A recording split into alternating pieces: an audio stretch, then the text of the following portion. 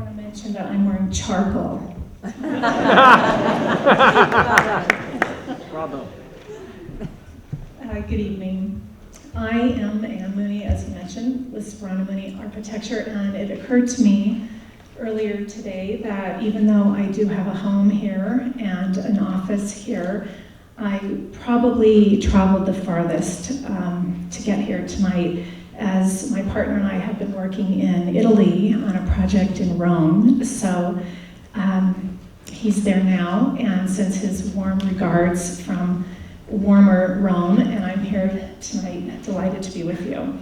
A little background on us. We formed our office in 1997 in Los Angeles, and today we have two offices, one in downtown Los Angeles at the brewery, and then one here in Utah in Salt Lake City's art space. I studied architecture in New York at Columbia, and I studied at SciArc in Los Angeles and also in their Ticino, Switzerland campus, which is a place that resonates in many ways with this region. John has a graduate diploma from the Architectural Association in London and has worked in London, Washington, D.C., and Los Angeles. And then I began my career in the office of Arago and Moss in Los Angeles, who was my professor and now is the head of the school there.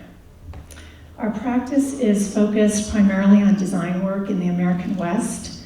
We have projects in Utah, Wyoming, Montana, New Mexico, and of course a body of work in Southern California.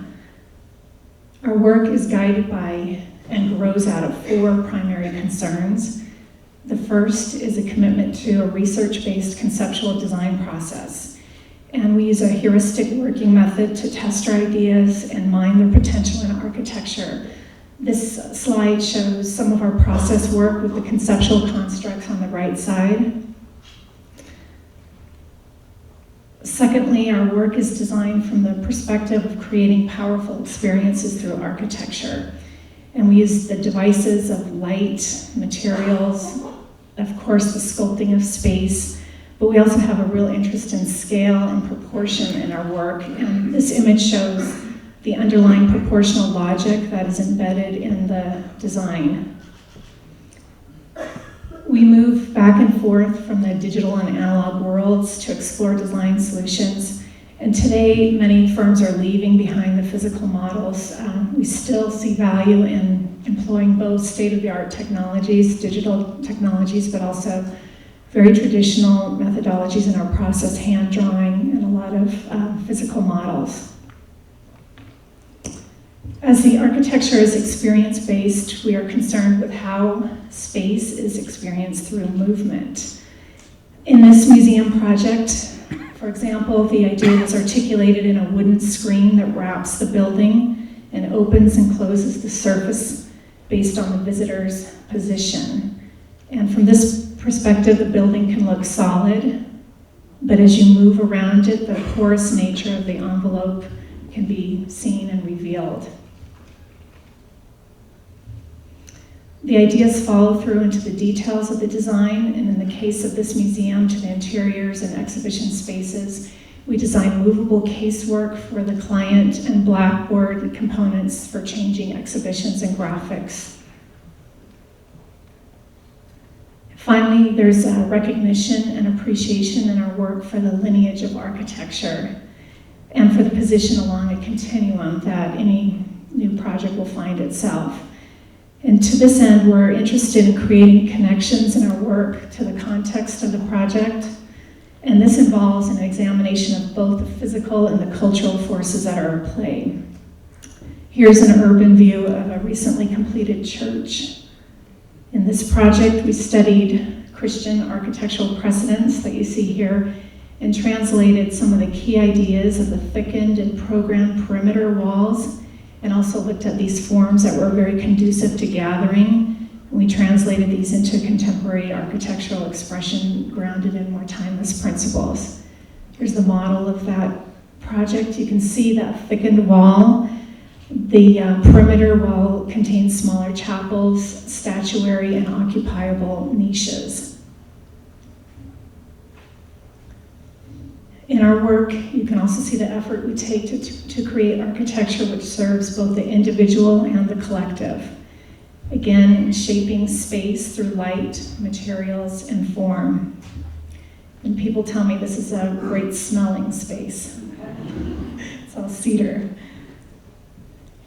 We've always been very interested in the expressive potential of materials and their detailing, their color, their texture, the play of light against a surface, and how that light changes during the day and at night and from season to season.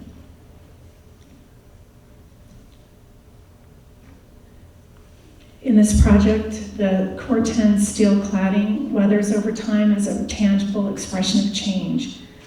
The material is also crafted in a way that links us to architectural traditions using skilled craftspeople, yet executed in a modern way. We're interested in producing architecture that is open to interpretation, that's not served up as a completed whole, that welcomes inhabitation, occupation, and yes, even by dogs, and transformation of the architecture and also the occupants. We try and design things that will age well, that incorporate the idea of time into their form and their skins, and that also embody an environmental ethic. And although we always work to meet the utilitarian requirements of our clients, we equally commit ourselves to transcend use and program and place and time by creating work that's flexible and open-ended. And to wrap up, we've also been asked to talk about our awards and publications. Our work has been honored with 16 design awards from our peers over the last 10 years, and this includes from the people at the the American Institute of Architects. And it's been featured in books, magazines, and exhibitions in the United States, Canada, England, Germany, Italy, Japan, and Russia. We bring a global perspective, but John and I and our team draw a lot of inspiration from this place. I was born in Montana and grew up in the West, and John was drawn here from the East Coast, really because of its landscape and the vast and largely unrealized architectural potential that exists here. And today we're focused on creating enduring and memorable architecture that emerges from this context and unfolds over time in rich and complex ways. Thank you.